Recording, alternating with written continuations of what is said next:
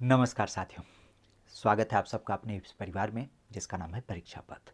Basically आज की अगर बात की जाए तो आज यूपी त्रिपल आयोग के माध्यम से आप सबके लिए 3 प्रमुख सूचनाएं जो हैं वो जारी की गई हैं। हालांकि ये सूचनाएं देर शाम जारी की गई और इसके बारे में अगर बात की जाए तो इसमें ध्यान रखिएगा। एक तो आपकी परीक्षा का यहाँ पे सूचना जारी किया गया जो आपका परीक्षा लगा हुआ है, और 2 परीक्षाओं के बैक टू बैक क्या किए गए, आपके रिजल्ट जारी किए गए जो काफ़ी दिनों से प्रतीक्षा में थे।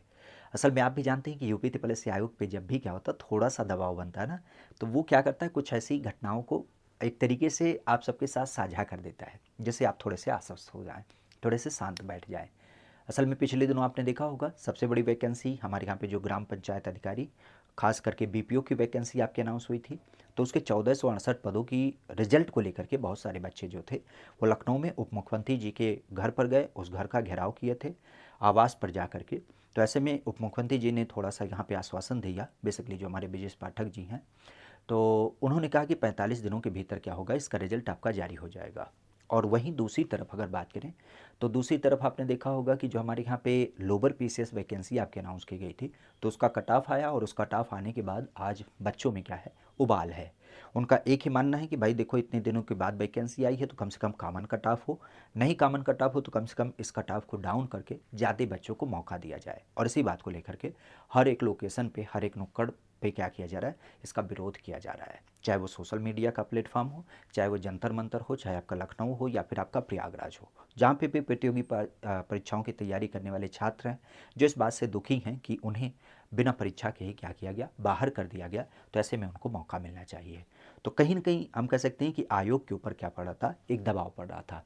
तो आयोग ने छुट्टी सी क्या की, आप सबके लिए लॉलीपॉप निकाली और कहा चलो हम रिजल्ट घोषित कर देते हैं। तो यहाँ पे आप देख सकते हैं कि 22 तारीख में 3 सूचनाएं आप सबके लिए क्या हुई हैं, जारी हुई हैं। इन सूचनाओं के सापेक्ष अगर देखा जाए तो जो सबसे पहली सूचना आप सबके लिए है, ये आप देख सकते हैं सहायक सांख्यिकी अधिकारी और जो सहायक शोध अधिकारी होता है उसको लेकर के यहाँ पे सूचना जारी हुई है। तो पहली सूचना की जब बात की जाए तो पहली सूचना इसके रूप में आपकी जारी हुई है। क्या सूचना है आप स्वयं से देख सकते हैं।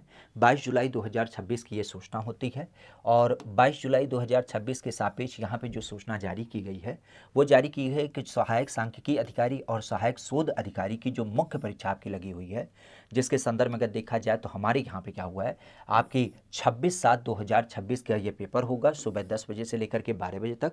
कहाँ पे आयोजित होगा, तो ये आपके लखनऊ में आयोजित होगा। और लखनऊ में आयोजित होगा इसके बारे में हमने 17/7/2026 को ही क्या किया था, परीक्षा की जो अग्रिम सूचना होती है उसका विवरण हमें आयोग की वेबसाइट पे दे भी दिया था। अब ऐसे में मुख्य रूप से बात आती है कि ये जो परीक्षा आपकी आयोजित होनी है, तो परीक्षा में जाने के लिए एडमिट कार्ड की ज़रूरत पड़ती है, सिंपल सी बात है। तो इन्होंने कहा कि अब आप क्या कर सकते हैं, अपना जो प्रवेश पत्र है वो देख सकते हैं, उसे डाउनलोड कर सकते हैं। तो uptplsc.gov.in के माध्यम से आप अपना एडमिट कार्ड देख सकते हैं। और ऐसे में कहा गया कि संबंधित अभ्यर्थी आयोग की जो वेबसाइट है उससे क्या कर सकते हैं, इसे प्राप्त कर सकते हैं। इवन ये भी कहा गया कि इसको आप जो इनका एप्लीकेशन है उसके माध्यम से भी क्या कर सकते हैं, डाउनलोड कर सकते हैं। एडमिट कार्ड की जब बात की जाए तो ये कल देर शाम से भी आपका एक्टिव हो गया है 22/7/2026। तो 22/7/2026 से क्या कर सकते हैं, आप इसको निकाल सकते हैं। बाकी यहाँ पे ये कहा गया कि प्रवेश पत्र में जो आपकी बेसिक सूचनाएं हैं उनको पूरी तरीके से ध्यान रखिए, और जो आपकी निर्धारित परीक्षा केंद्र है, जो आपकी परीक्षा तिथि निर्धारित है और जो आपकी टाइमिंग दे हो रखी है उसी समय पर क्या करिए, परीक्षा केंद्र पे पहुंचिए।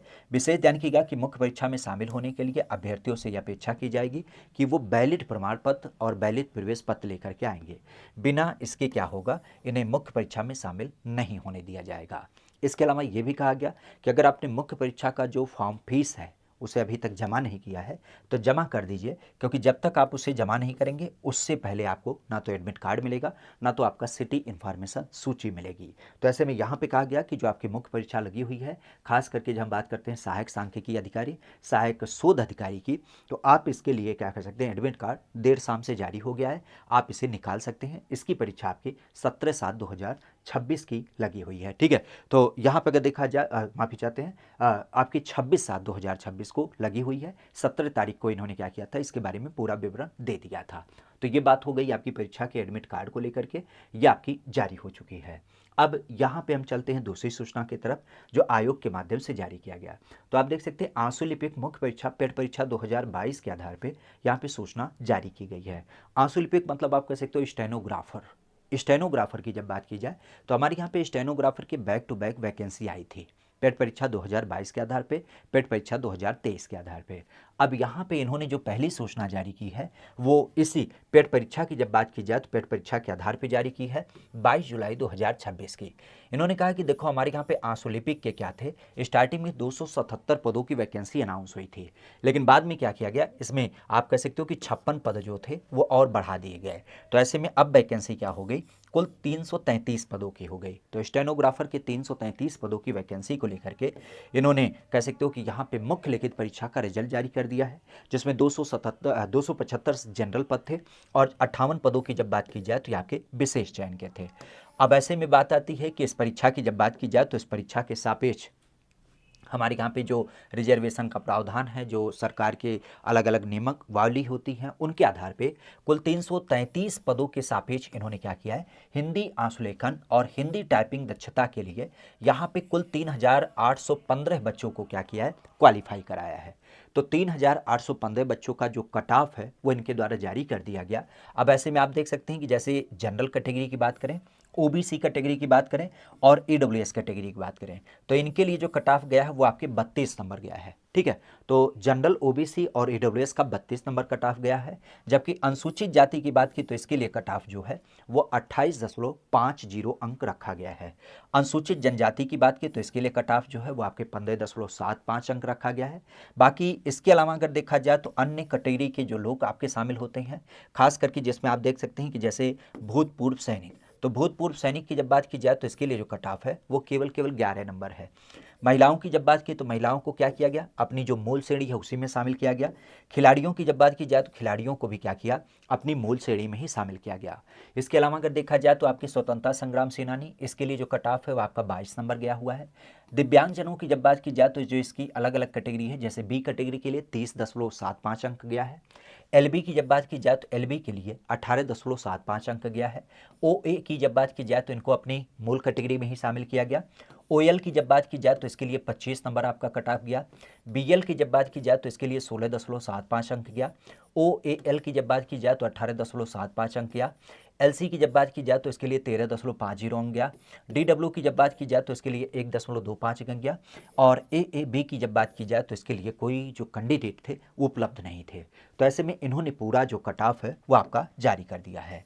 अब कट ऑफ के सापेक्ष इन्होंने जो सूचना दी है वो ये दी है कि देखिए, विज्ञापन अंतर्गत जो आपकी हिंदी आंसुलेखन की परीक्षा होगी, जो आपकी टाइपिंग की परीक्षा होगी, उसको लेकर के हम आपको क्या करेंगे, अलग से सूचना देंगे। तो आप उसके लिए चिंतित मत होइए, कब आपकी टाइपिंग होगी, कब आपका शॉर्ट हैंड वाला टेस्ट होगा, उसके लिए हम आपको अलग से सूचना देंगे। अभी हमने आपका रिजल्ट जारी कर दिया है, आप उस रिजल्ट को लेकर के विशेष ध्यान रखिए कि अब आप अपनी तैयारी को करिए। लिखित परीक्षा स्कोर के आधार पे हिंदी आंसुलेखन और हिंदी टाइपिंग के लिए जो बच्चे आपके क्वालिफाई हुए हैं, उनका परिणाम जो है वो आयोग की वेबसाइट upsc.gov.in पर क्या किया गया, अपलोड कर दिया गया है। अब ऐसे में ये सारे बच्चे क्या करेंगे, आयोग की जो अपनी वेबसाइट है उसके होम पेज पे जा करके परिणाम संबंधित लिंक पे जा करके उसे क्लिक करेंगे और उसमें जो बेसिक सूचना मांगी गई है, जैसे आपका नाम, date of birth, registration number, तो इन सब चीज़ों को डाल करके क्या कर सकते हैं, अपना रिजल्ट देख सकते हैं। तो पहली सूचना आपके स्टेनोग्राफर की जो 333 पदों की वैकेंसी थी उसके लिए 3815 बच्चों को क्या किया गया, क्वालिफाई कराया गया है। इसका रिजल्ट इनके द्वारा जारी हो गया है, जिसका कट ऑफ इन्होंने स्पष्ट दे रखा है। ठीक है, ये तो पहली सूचना। इसके अलावा दूसरी सूचना आंसुलिपिक वाली रिजल्ट के मामले में, तो रिजल्ट की जब बात की जाए तो रिजल्ट के मामले में जो आंसुलिपिक की दूसरी परीक्षा पेट परीक्षा 2023 के आधार पर निकाली गई थी वैकेंसी, तो उसको लेकर के जो इन्होंने सूचना दी है वो क्या हो जाती है। तो यहाँ पे आप देख सकते हैं ये भी सूचना आपके कल देर शाम निकाली गई, अर्थात 22 जुलाई 2026 की सूचना हो जाती है। सूचना क्या थी कि हमारे यहाँ पे आंसू के कुल 661 पद जो थे वो स्टार्टिंग में अनाउंस किए गए, लेकिन इन पदों में क्या किया गया, बाद में वैकेंसी बढ़ाई गई तो बाद में 177 पद बढ़ाए गए और साथ ही साथ फिर एक बार क्या हुआ 124 पद बढ़ाए गए। तो इस तरीके से अब अंतिम में जो संशोधित वैकेंसी हो गई वो आपके 1224 पद हो गए।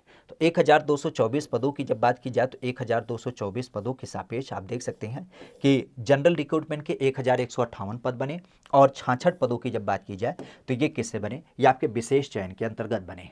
अब ऐसे में अगर देखा जाए तो यहाँ पे क्या कहा गया कि जो आपके रिक्त पद थे 1224 पद, उसके सापेक्ष हमने क्या किया है, हिंदी आंसू और हिंदी टाइपिंग टेस्ट के लिए कुल 18,556 बच्चों को क्या किया है, इसके लिए क्वालिफाई कराया है। तो इसके लिए जो आपका कट ऑफ वगैरह जारी हुआ है वो यहाँ पे हमने आप सबके साथ साझा कर दिया है, आप उसे देख सकते हैं। कट ऑफ जो इनके द्वारा रखा गया वो क्या रखा गया, तो जनरल की अगर बात की जाए, अनुसूचित जाति की बात करें, ओबीसी की बात करें और ईडब्ल्यूएस की बात करें, तो इन सब के लिए कट ऑफ जो रखा गया वो 41 नंबर है। ठीक है, मतलब आप देख सकते हैं जनरल, ओबीसी, एससी और ईडब्ल्यूएस इसके लिए 41 नंबर कट ऑफ रखा, जबकि अनुसूचित जनजाति की बात करें तो इसके लिए जो कट ऑफ है वो आपका 31 नंबर यहाँ पे सुनिश्चित किया गया। बाकी इसके अलावा अगर देखा जाए तो जो आपके रिजर्वेशन के प्रावधान है खास करके उसके अंतर्गत शामिल और जो वर्ग आते हैं जिनमें हम कह सकते हैं कि जैसे स्वतंत्रता संग्राम सेनानी, तो इसके लिए कट ऑफ 31.50 नंबर रखा। भूतपूर्व सैनिक की जब बात की तो इसके लिए कट ऑफ आपका 21 नंबर रखा गया। महिलाओं की जब बात की जाए तो इन्हें भी अपनी मूल कैटेगरी में शामिल किया गया। खिलाड़ियों की जब बात की जाए तो इन्हें भी अपनी मूल श्रेणी में ही शामिल किया गया। दिव्यांगजनों की जब बात की जाए तो इसके लिए लंबी फहरिस्त, जिसमें बी कैटेगरी की जब बात की जाए तो उसको अपने मूल कैटेगरी में शामिल हो गया।